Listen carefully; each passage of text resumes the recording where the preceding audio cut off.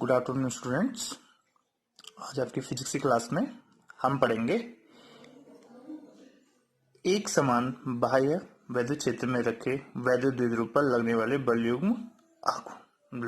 बलयुग्म का आघूर्ण।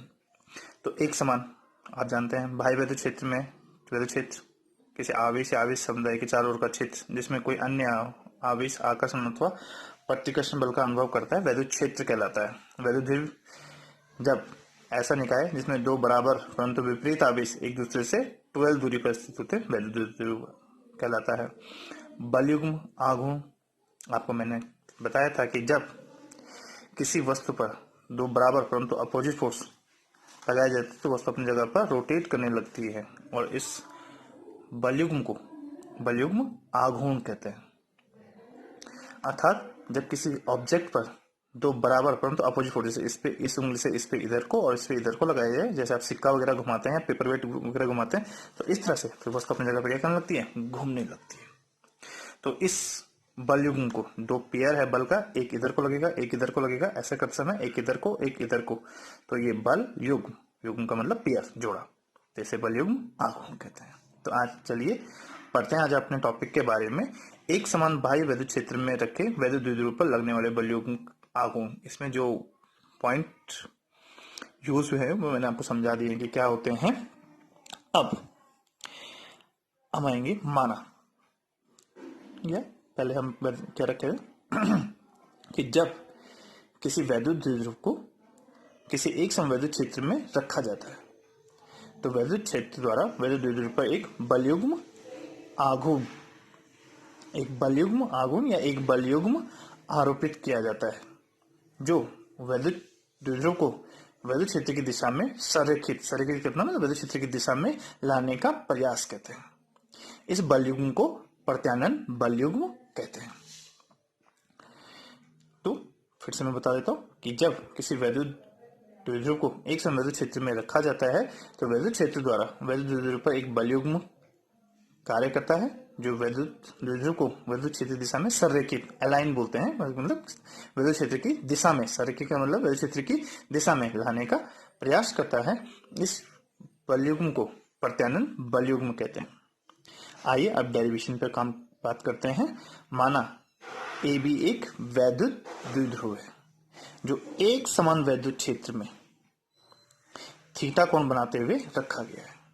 ये मैं आपको बता दूं, ये जो रेड लाइंस आपको दिख रही है ये वैद्युत क्षेत्र है और वैद्युत क्षेत्र किसके द्वारा पैदा किया है, किसी आवेश के द्वारा। ये कोई आवेश या आवेश अंदर यहाँ रखा होगा जो इस वैद्युत क्षेत्र को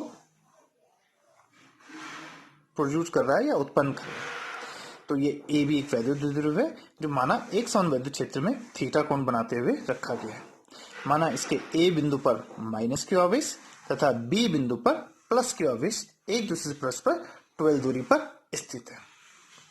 अब माना क्योंकि प्लस आवेश के कारण वैद्युत क्षेत्र की दिशा होती है बाहर की ओर और माइनस क्यू आवेश के कारण वैद्युत क्षेत्र की दिशा होती है अंदर की ओर, अतः एक समान वैद्युत क्षेत्र के द्वारा प्लस क्यू आवेश पर जो बल आरोपित होगा उसकी दिशा भी कहां होगी, एफ, बाहर की ओर होगी।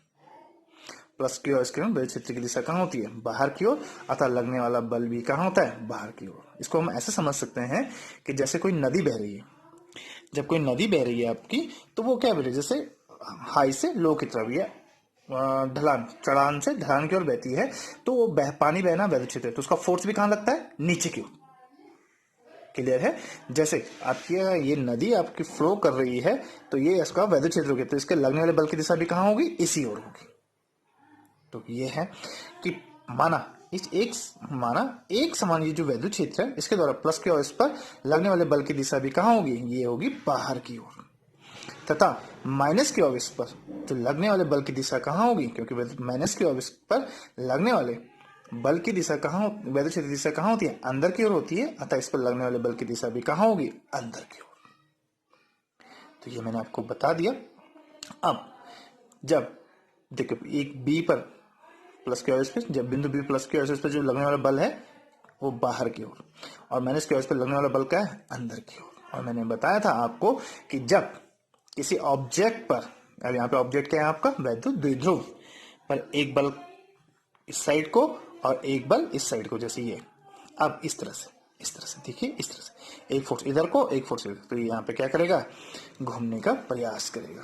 तो ऐसे ही वैद्युत द्विध्रुव पर एक बलयुग्म करता है जो उसे वैद्युत क्षेत्र दिशा में संरेखित करने का क्या करता है, प्रयास करता है। तो ये था आपका थ्योरी।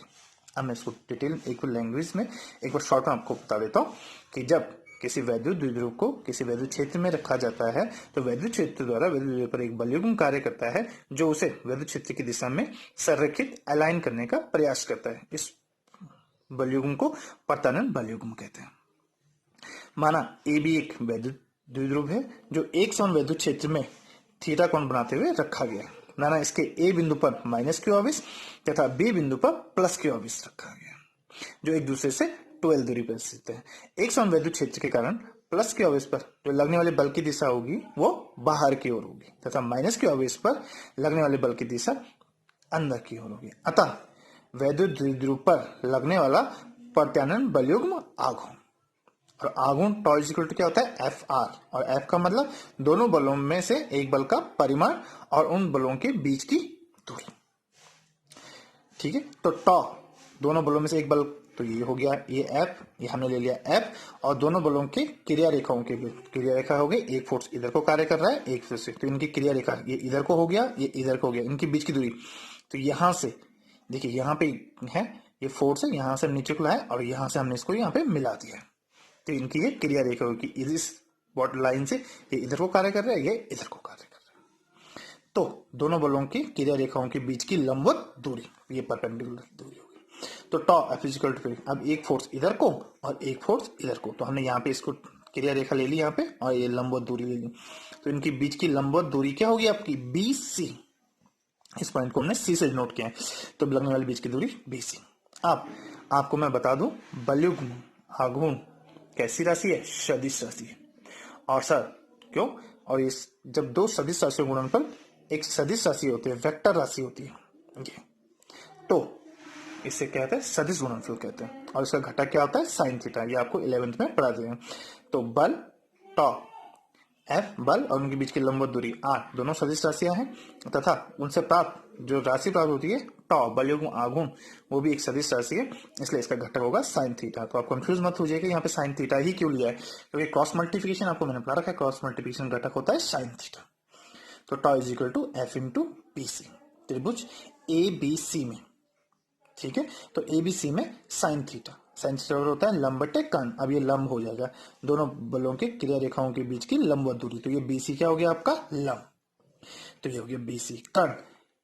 ठीक है, ये 90 डिग्री एंगल के ठीक सामने वाले लंब, जहां पे ये दो क्रिया रेखाओं के बीच लंब है, और 90 डिग्री के सामने वाले जो भुजा होती है वो कर्ण होती है, तो ए बी आपका कर्ण हो गया, बीसी अपॉन ए बी। तो आपका बीसी, बीसी तो बीसी रहेगा आपका, और ये ए बी क्या है आपका, वैद्युत द्विध्रुव है जिसकी लंबाई क्या है, 12। अब बीसी इज इक्वल टू 12 डिवाइडेशन में है, यहां जाएगा तो मल्टीप्लाई में जाएगा 12 साइन थीटा। ये आपका हो गया समीकरण नंबर 2। अब आपका समीकरण नंबर 1 ये है और समीकरण नंबर 2 ये है। तो समीकरण 1 में tau is equal to F into B C, तो tau is equal to F into B C की वैल्यू हम निकाल चुके हैं, तो बी सी की वैल्यू क्या है, 12 साइन थीटा। ये हो गया आपकी समीकरण नंबर 3। और आपको पता है कि वैद्युत क्षेत्र में जो लगने वाला बल होता है, या वैद्युत क्षेत्र की तीव्रता में, वैद्युत क्षेत्र तीव्रता में is equal to F upon Q, तो एफ इज इक्वल टू क्या हो जाएगा, ई क्यू। अब इसकी वैल्यू हम यहाँ पे पुट करेंगे, तो tau is equal to F की जगह पे आ गया आपका ई क्यू, और यहाँ पे 12 साइन थीटा, तो 12 साइन थीटा। अब ई सब मल्टीप्लाई में, तो 2 क्यू और L, 2 Q L sine theta, और 2 Q L is equal to क्या होता है आपका, पी वैद्युत द्विध्रुव आघूर्ण, तो ये हो गया पी ई साइन थीटा।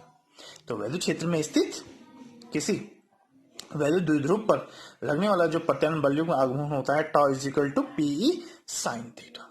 इसको वेक्टर रूप में लिखें तो टॉ सदिश राशि है, पी वैद्युत द्विध्रुव आघूर्ण सदिश राशि है, वैद्युत क्षेत्र तीव्रता सदिश राशि है, और साइन थीटा घटक है, इनके बीच का एंगल है, और जब साइन थीटा हटता है तो यहाँ पे क्या लगता है, क्रॉस प्रोडक्ट का साइन लगता है। और इस टॉ बलयुग्म कागज के तल के लंबवत भीतर की होगी।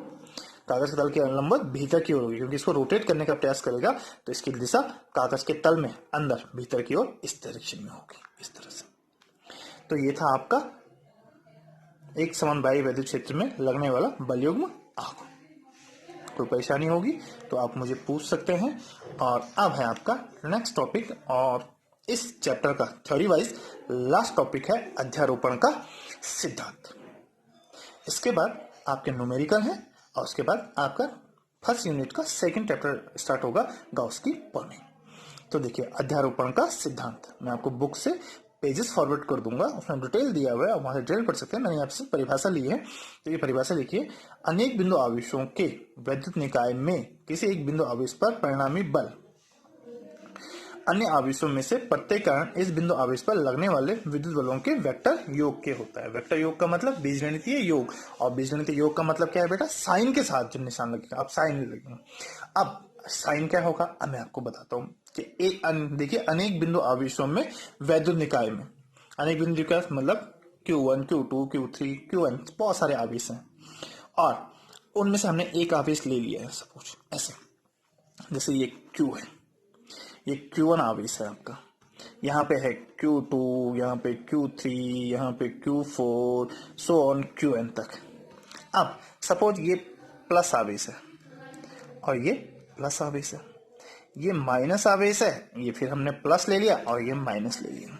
तो अब इस प्लस Q1 आवेश पर इन अन्य आवेशों के द्वारा जो लगने वाला विद्युत बल होगा, देखो Q1 आवेश पर, देखो Q1 और Q3 कैसे हैं, प्लस प्लस, और आपको पता है कि प्लस प्लस के बीच में कैसा लगता है, प्रतिकर्षण बल लगता है। तो इनके बीच जो लगने वाले बल की दिशा होगी वो बाहर की ओर हो जाएगी। और Q1 और Q2 ये प्लस है और ये माइनस, इसके बीच लगने वाले बल की दिशा कहां हो जाएगी, अंदर की ओर। तो ये F अंदर की ओर, ये F बाहर की ओर, फिर प्लस प्लस, ये दोनों प्लस के हैं तो बाहर की ओर, और ये माइनस है तो ये अंदर की ओर। तो बलों के डायरेक्शन भी कहां हो गए, अलग अलग हो गए।